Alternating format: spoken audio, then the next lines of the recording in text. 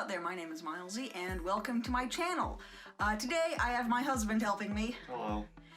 Because this is a video I have tried to film about 4 times and it just doesn't work on my own, so we're in my very echoey bathroom and I am going to show you how to wash a finished piece because oh boy does she need it.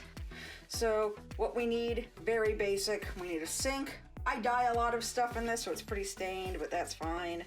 And we just need some water.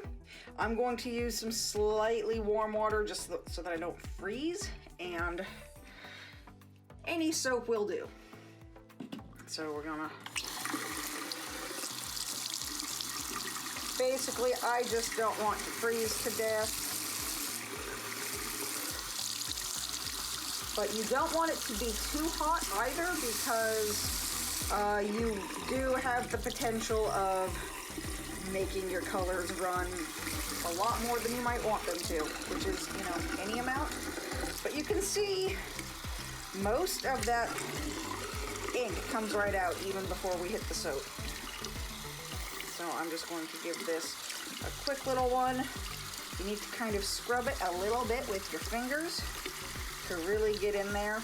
And scrubbing it will also help get all of the stitches flying a little bit more evenly because we're also going to block this. And I've already done a video on that, so I'm probably not going to show that bit. And now we're just going to give it a little squirt and just kind of scrub it in there, not too harshly. And this is mostly just to get anything that might be on your hands off of the finished piece. And now we're going to just rinse it out, get all that soap out, get all those lines out.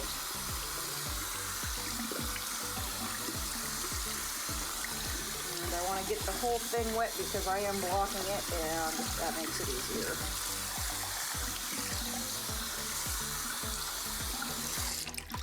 And there we go. All those lines are out. She's nice and clean and ready to be blocked. So there we go, pretty simple.